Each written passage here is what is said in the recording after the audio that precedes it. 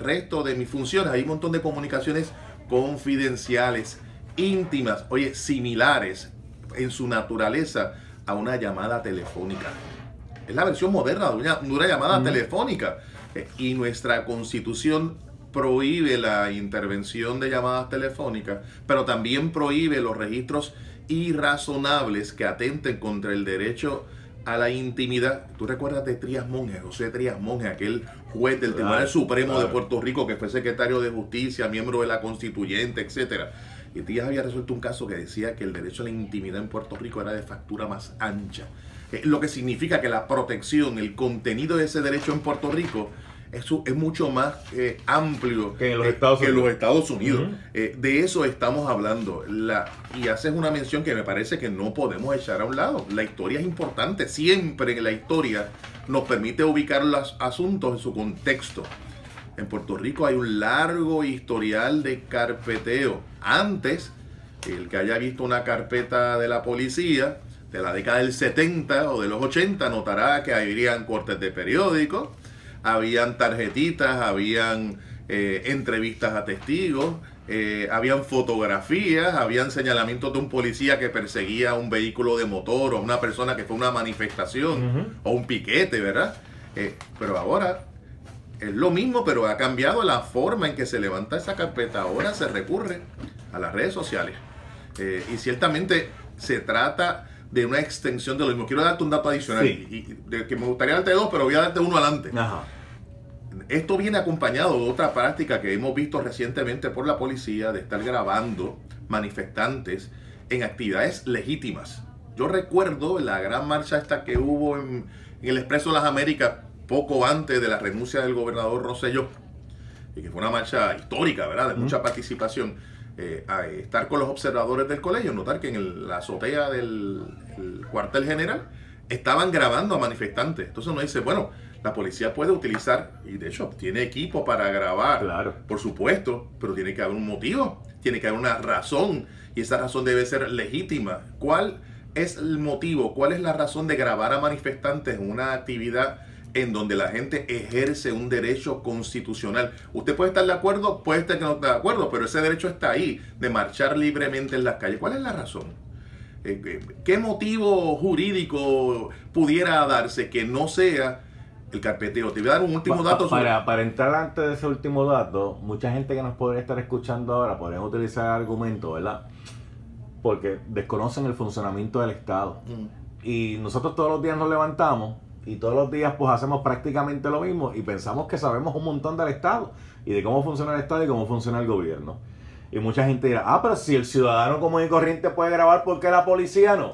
Porque son dos cosas distintas. Totalmente distintas. Son dos cosas diferentes. Sí. De hecho, y los derechos civiles, y esto es importante que la gente lo tenga bien claro, los derechos civiles son para protegernos a nosotros frente a las acciones del Estado. Y frente al poder de ese Estado. Porque el Estado es poderoso. Es una entidad que está sobre todos nosotros, que puede regular nuestra propiedad, nuestra libertad, nuestra participación en eventos electorales, nuestra participación... Lo más fundamental, nuestra libertad. Por supuesto, no hay duda. Y en eso se trata, en ese sentido, los derechos civiles en Puerto Rico. No se pueden echar a un lado. Me iba a decir un segundo punto. Sí, había un segundo asunto. Y esto es una preocupación que he venido reflexionando en estos días. Tú sabes que todos los derechos civiles nuestros están plasmados en nuestra Constitución, en el artículo 2, que es la Carta de Derechos. Y ahí en esa Carta de Derechos yo he notado como una tendencia a que esos derechos fundamentales mencionados allí cada vez se cumplen menos. Y te quiero dar algunos ejemplos. A ver si estamos de acuerdo, ¿verdad? Y provocamos la discusión. Disculpe, antes que vaya. Sí. ¿Usted me podría explicar, licenciado Edgardo Román Espada, como presidente del Colegio de Abogados y como abogado y practicante, en qué sitio, en qué lugar de la Constitución dice que la policía puede decidir cuándo la Constitución está vigente y cuándo deja de estar vigente? En ninguno, porque no puede, la Constitución no tiene horarios. ¿Y cómo era que en las manifestaciones del verano 19 apagaban, veíamos que decían a cierta hora ya los derechos constitucionales no los cubren? ¿Y en qué momento? ¿Y dónde? ¿Quién decidió eso? ¿Quién decidió eso, verdad? No hay duda de que la Constitución no apaga derechos. No hay duda de que la policía no tiene la facultad para tomar una determinación de determinar un evento público en una calle pública, en un lugar donde se celebran las fiestas en la calle San Sebastián hasta altas horas de la madrugada. No hay manera de justificar una cosa y perseguir a otra. Que para ponerlo más sencillo y que todo el mundo me pueda entender, o usted le da la gana estar a las 3 de la mañana con un grupo de amistades frente a su casa, compartiendo, hablando, ¿verdad? Sin molestar a más nadie. La policía no puede venir y decirle, tienen que moverse de ahí. Por supuesto, y aún habiendo una querella, la policía puede intervenir, pero no puede terminar una reunión así sin más. O si no hay un delito, tendrá que acudir al tribunal, son los jueces. Para eso tenemos la rama judicial. Y ahí vamos a eso porque la hoy gobernadora, Wanda Vázquez Garcet, que fue la que hizo la petición cuando estaba en la Secretaría de Justicia, dice, es que nosotros fuimos donde un juez y el que tomó la determinación de que nosotros podíamos intervenir fue un juez. Sí, ¿no? Y de igual manera te puedo decir que la legalidad, porque un juez lo haya adjudicado, es realmente una conclusión falaz. Es insuficiente. Ese juez tuvo toda la prueba ante sí. Ese juez pudo recibir o discutir el asunto en el contexto antagónico de un proceso judicial, o fue una orden ex parte. Ex parte significa que fue la fiscalía solita. Ahí en el escritorio del juez, fírmeme aquí, juez, con esa declaración jurada. Hay unas presunciones que acompañan a cualquier orden judicial, y esto hay que decirlo, es importante que la gente lo entienda. Una orden judicial se presume correcta, se presume legítima, pero la presunción aguanta prueba en contrario. El hecho de que un juez lo haya firmado no significa que sea legal. Se presume que es legal. Y ahora, de hecho, venía para acá y leí que ya hay los abogados involucrados en este caso, que van a hacer un planteamiento sobre la ilegalidad de esa orden, y naturalmente de la ilegalidad viene acompañada de una consecuencia, y es que la prueba obtenida de manera ilegal no puede ser utilizada en un proceso de justicia contra las personas que se pretendían utilizarla. Te decía hace un rato que tengo una gran preocupación y estoy todavía en el marco, ¿verdad? En el contexto. Tenemos una constitución con una carta de derechos, y hay una serie de derechos que están en esa constitución que hemos visto cada vez más lacerados. Te voy a decir algunos, voy a mencionarlos. Sí. El derecho a la fianza, que es el derecho más votado en la historia de Puerto Rico. Se ha votado 4 veces. En el 51, en el 52, junto con el resto de la constitución. Recuerden que nuestra constitución la votó el pueblo 2 veces. Porque el Congreso eliminó las partes y luego pues se ratificó nuevamente por el pueblo. Y luego se recuerdan los 2 referéndum que hubo sobre el derecho a la fianza, que se intentó quitarlo. En ambas ocasiones el pueblo lo avaló. Pues miren, ahora mismo el derecho a la fianza, que requiere que tiene un requisito de razonabilidad, está echado a un lado. En los casos de asesinato en Puerto Rico realmente no hay ningún derecho a la fianza, no lo hay. Y eso es contrario a lo que decidió el pueblo en las urnas. Y cuando hablamos de la fianza no es el castigo. Claro, porque hay mucha gente que dice, lo que pasa es que métele 60 millones en fianza porque y bota la llave. Es que la fianza realmente lo que significa es, como quien dice, un compromiso de que yo me voy a presentar ante las autoridades, enfrentar el proceso. Claro, es una garantía de presencia del acusado. Yo más que garantía le planteo compromiso. Claro. Porque yo puedo pagar la fianza y no necesariamente significa que me voy a presentar. Habría consecuencias económicas. Exacto. Ciertamente, pero no es el único. Piensa en estos días, que es noticia que se ha discutido en todos los medios. En la Constitución aparece un derecho a la rehabilitación de los confinados. Y lo que hemos tenido este año es más de 40 y tantos confinados muertos en las cárceles. Con problemas muy serios, sobredosis, asesinatos, etcétera. Ahí la rehabilitación como que no está muy presente. El elemento ambiental, nuestra Constitución dispone de una cláusula que tiene que ver con la protección ambiental. Y el desastre ambiental que estamos viviendo en Puerto Rico es más que peligroso.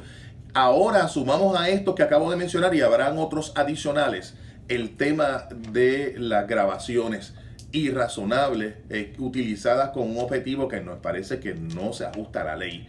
Cuando uno busca en una expedición de pesca tratar de identificar a otras personas que ni siquiera son acusadas, o tratar de identificar delitos que no han sido incluidos, o tratar de investigar quiénes estaban detrás de todo el proceso de lucha estudiantil, porque de eso es de lo que se trata. Ciertamente ahí habría otra afrenta a la Constitución. Porque aquí realmente no era que querían investigar la página de Pulso Estudiantil. No, por supuesto que no. Porque obviamente todo el mundo sabe quién maneja las páginas y todo el mundo sabe el trabajo que hacen allí. Claro. Lo que querían averiguar es posiblemente quiénes contactan, quiénes entran allí y a quién yo estoy buscando que posiblemente lo pueda identificar allí. Y te quiero dar un dato y ahora con esto de las redes sociales modernos, por ejemplo, cuando ocurrió el asesinato de la joven en Fajardo, así es. Las primeras fotos que salieron de Jensen Medina no fueron las que produjo el Estado, fueron fotos que la gente fue a las redes sociales, las bajaron y las empezaron a postear por allí. Así es. Cuando le fueron las autoridades a identificar, oye, este fulano, ya todo el mundo decía, este fulano porque ese fue el que yo vi. Claro. No hay duda de que ello fue así. Fue así. En el caso de la universidad, hay un elemento adicional. Esto se da en el contexto de un caso que estaban acusando a unos estudiantes de privación de libertad por un evento que hubo en la presidencia de la Universidad de Puerto Rico. Que todo el mundo recordará. En ese evento había fotografías, en ese evento había una cantidad de personas extraordinarias. Estaban todos los miembros de la Junta de Gobierno de la UPR, estaban los estudiantes. Hay testigos suficientes como para que establecer lo que quiera establecer, lo que se desee establecer, tanto para la defensa como para la fiscalía. No estoy adjudicando responsabilidades. Lo que quiero decir es que si la fiscalía lo que quería era probar que estaban los estudiantes en ese salón, pues si tienen testigos, no hace falta hacer ninguna gestión adicional. ¿Qué estaban buscando? Me parece que es altamente irracional el establecer la orden que se hizo, y espero y confío que el sistema de justicia tenga la capacidad de corregir un error judicial. Para eso tenemos el sistema de justicia, para eso hay unos procesos apelativos también, y confío en que se subsane ese pero esto va un poquito más allá de esta petición, ¿verdad?, por parte de justicia, un juez, para poder entrar ahí. Todos recordamos que cuando ocurrieron las manifestaciones del 1 de mayo, en aquel entonces Michelle Hernández de Freily era la superintendente de la policía y se había planteado que ellos iban a estar vigilantes a las redes sociales a ver qué la gente ponía allí para ellos. Entonces uno dice, ¿cómo que la policía va a estar pendiente? Va a estar monitoreando las redes sociales, las expresiones de la gente. Eso es como que yo me pare en una esquina, hablar con el licenciado Ricardo Román Espada, y estemos hablando de cualquier tema, y un guardia se para al lado, y dice, déjame escuchar, porque a lo mejor esto es la conversación que tienen ahí, en cualquier momento pueden decir algo que yo puedo intervenir, porque yo puedo decir que es delito, o que yo inferí que puede ser la comisión de un delito. Sí, es claro, como la policía no tiene trabajo, como en el país, estamos en un país donde no hay delitos, donde hay otras cosas más importantes, pues ocupar a la policía para esto, solamente se justifica desde una óptica, y es la óptica del carpeteo. Pero ahí vamos, porque fíjese que en esta situación que estamos hablando de la intervención por parte de las autoridades, la unidad que utilizan es la unidad de crímenes cibernéticos. Sí. Y la unidad de crímenes cibernéticos no está para eso. La unidad de crímenes cibernéticos está con otros propósitos. Así es. Y de hecho, el Departamento de Justicia, dirigido por la hoy gobernadora, a más de una persona, lo citaron allá cuando estaban en Miramar, ahí se han mudado a ese lugar, por haber colocado expresiones, lo que llaman posteado, ¿verdad? Colocado expresiones antagónicas al gobierno en las redes sociales. Y yo conozco a más de uno que incluso fueron citados en el Departamento de Justicia, y ciertamente lo que se quería provocar era un ambiente de intimidación contra el derecho de libertad de expresión de las personas, porque no había delito alguno. Uno de los elementos, uno de los pilares del elemento fundamental de cualquier país que se dice democrático es la libertad de expresión. Vamos a eso, porque la libertad de expresión es un derecho, pero no es absoluto. Ningún derecho es absoluto, ninguno lo es. Y traigo eso, claro, porque por ahí hay una consigna de que el derecho a la libertad de expresión es absoluto, usted puede decir lo que usted quiera. No es cierto. Eso no es verdad. No. Usted ahora no puede decir lo que usted quiera. Ahora, también es cierto decir que la libertad de expresión es la quinta esencia de la democracia. Pero ahí vamos a eso, porque en los Estados Unidos, eso sí han habido casos que se han ventilado. Sí. Hasta dónde uno le puede decir algo un funcionario, en este caso casi siempre utilizan el presidente, porque al presidente uno le puede decir está perro muerto, sí. Le puede decir. Una cosa es decirle perro muerto, otra cosa es decirle a ese, son cosas distintas, pero Y siempre hay que evaluar el contexto en que se dice, exacto, el público que se dirige a la expresión, la intención verdadera, porque sabes que la hipérbole, la exageración, es parte del derecho a la libre Y expresión. ustedes ¿no? los abogados en eso son expertos Bueno, en hipérboles. claro, yo creo que el país, a nosotros como país nos encanta la hipérbole, la exageración, llevar las cosas a sus extremos. Es algo que disfrutamos, es cultural, digamos. Bueno, un ejemplo sencillo.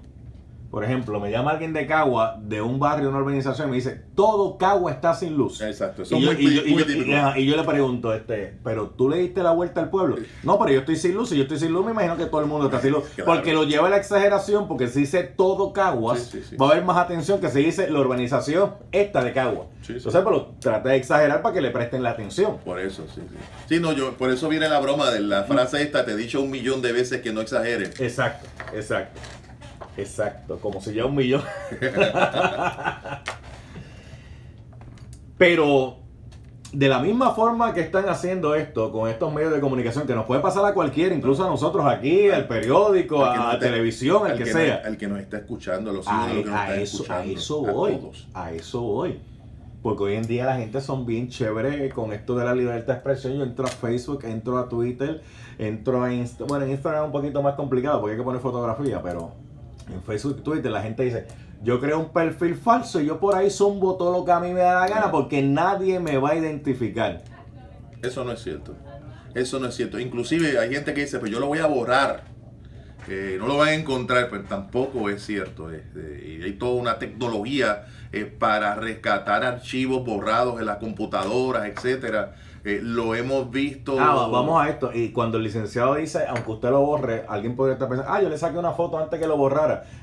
Aunque no le saque la foto, la realidad es que eso siempre está dentro del aparato que usted utilizó para enviarlo. Y para eso hay unos técnicos que se le dicen forenses, que van ahí, mire, a unos códigos que ni usted ni yo conocemos, pero que ellos saben cuáles son. Claro. O sea, evidentemente la libertad de expresión no puede ser utilizada para promover la comisión de un delito, ¿verdad?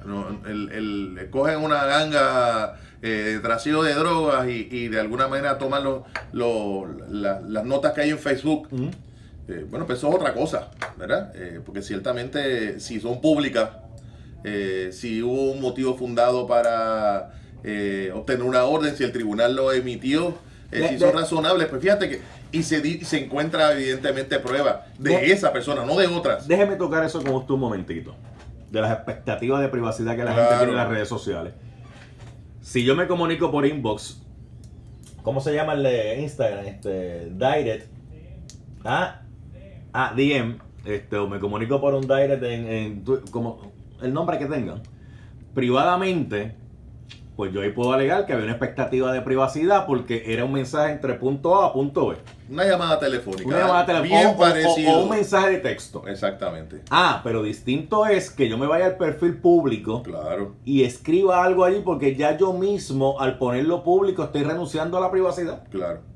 ¿Es así? Sí, pero aún así, para que el Estado obtenga una orden válida, tienen que darse 4 elementos.